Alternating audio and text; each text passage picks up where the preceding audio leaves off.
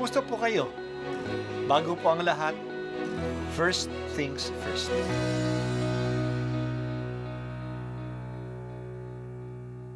Good morning po. Sinisimulan po natin ngayon ang first things first. At dito po, tinatalakay natin sa unang bahagi ng umaga natin ay ang first readings na binabasa po sa banal na misa. Ito pong tinatalakay natin kasi madalas po kasi marami na tayong alam tungkol sa gospel readings. Pero konti po ang nagsasalita sa first readings. Pero ang first readings, bahagi din po yan ng Biblia, ng banal na kasulatan. Kaya susubaybayan po natin ang mga first readings, basahin po natin at kuminsan kailangan ng basahin ng 2 o 3 beses bago maintindihan kasi hindi po tayo familiar sa mga istorya at sa mga kaisipan na tinatalakay dito. Ang pagbasa sa unang aklat ng mga hari. Noong mga araw na iyon, pumunta si Solomon sa Gabaon upang maghandog, sapagkat iyon ang pangunahing sambahan sa burol. Nag-alay na siya roon ang dahan-dahang handog na susunugin noong una. Kinagabihan, samantalang siya ay naroon pa sa Gabaon, napakita sa kanya ang Panginoon sa panaginip. Ano ang ibig mong ibigay ko sa iyo? Sabihin mo, wika sa kanya. Sumagot si Solomon, kinahabagan ninyo at puspusang minahal ang aking amang si David na naging tapat sa inyo. Matuwid at malinis ang puso at ipinagpatuloy ninyo ang inyong pagkalinga sa kanya nang marapati ninyong paluklukin sa kanyang trono ang isa niyang anak. Panginoon aking Diyos, ginawa mo akong hari bilang kahalili ng aking amang si David. Bagaman ako'y bata pat walang karanasan, pinapamuno mo ako sa iyong bayan. Sa bayang ito na hindi na mabilang sa dami, bigyan mo ako ng isang pusong maunawain at marunong kumilala ng masama at magaling, sapagkat sino ang maaaring maghari sa bayan mong ito na napakalaki?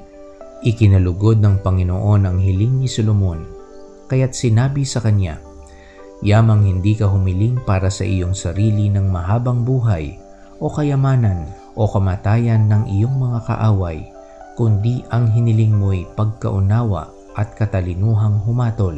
Ipagkakaloob ko sa iyo ang hiniling mo.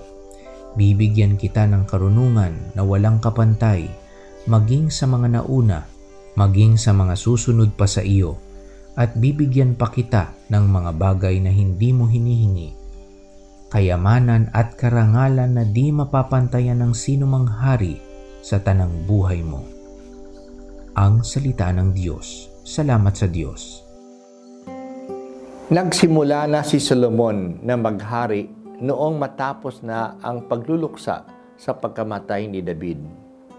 Ang una niyang ginawa ay pumunta siya sa burol ng Gabaon upang doon ay mag-alay sa Diyos.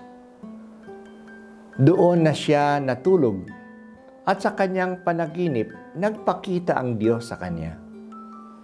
Gusto siyang regaluhan bilang bagong hari ng Israel.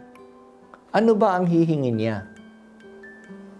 Nagpuri siya sa Diyos sa kanyang kinahabagan ang kanyang amang si David at pinaluklok siya sa kanyang trono bilang kanyang kahalili.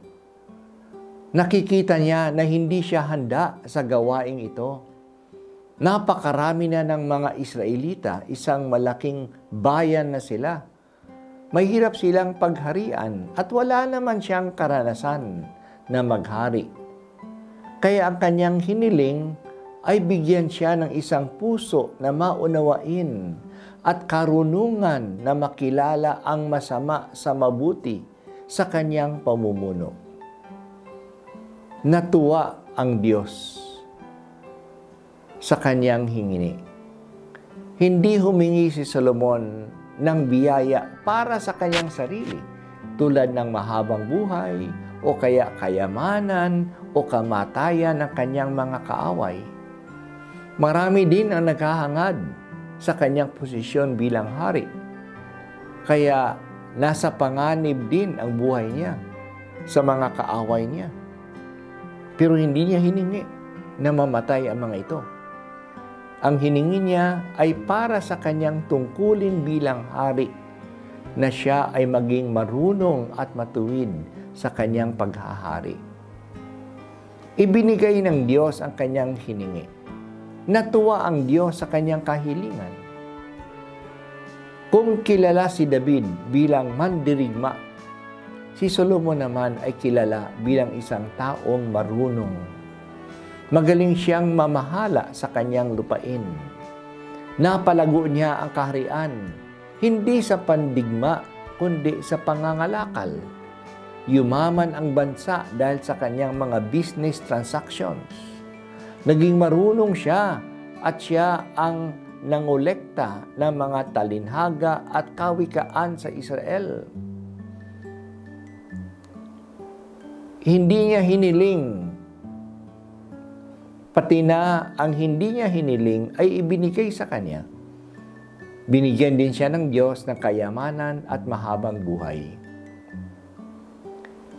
Kung tayo ay managinip din at tanungin tayo kung ano ang hihingin natin sa Diyos, ano nga ba ang sasabihin natin sa Kanya? Ano kaya ang hihingin natin sa Diyos? Hihingi ba tayo ng virtue o ng isang bagay? Maraming mga tao ngayon ay nagpapahalaga sa mga bagay-bagay. Para ba yan na sa pinakamahalaga? Para ang tingin nila, yan na ang mahalaga. Bahay, kotse, cellphone, laptop, pera, posisyon. Ilan ba ang nagpapahalaga sa virtue o sa magagandang asal? Dahil sa hindi ito kilala, binabaliwala ito ng marami. Pero mga kaibigan, ang mga mabubuting asal ay mahalaga. Dahil dito uunlad tayo sa buhay. Pero sa maraming magandang asal, ano bang hihingi natin? Kababaang loob, pagtitiyaga, kasipagan, karunungan o katalinuhan? Kung pakinggan natin si San Pablo sa kanyang liham, dapat hingin natin sa Diyos ang pinakamahalagang asal, ang pinakamahalagang virtue. At ano yan? Ang pag-ibig. Na maging marunong tayong magmahal. Yan ang pinakamabuti sa lahat. At sa langit, wala naman tayong ibang gagawin kundi magmahal. Kasi sa langit, hindi na natin kailangan ang pananampalataya. Nandoon, nasarap na tayo ng Diyos. Hindi na natin kailangan ang pag-asa. Natamunan natin ang ating inaasahan na buhay na walang hanggan. Ang gagawin lang natin doon sa langit ay magmahal. Magmahal sa Diyos. Matuto na tayong magmahal sa buhay na ito. Hingin natin ang biyayang ito. At lalong-lalo na ang tunay na pagmamahal din sa ating kapwa. Hindi huwad na pag-ibig. O Diyos, bigyan mo kami ng karunungan na hanapin ang tunay na mahalaga sa buhay. Turuan mo kaming magmahal ng tunay.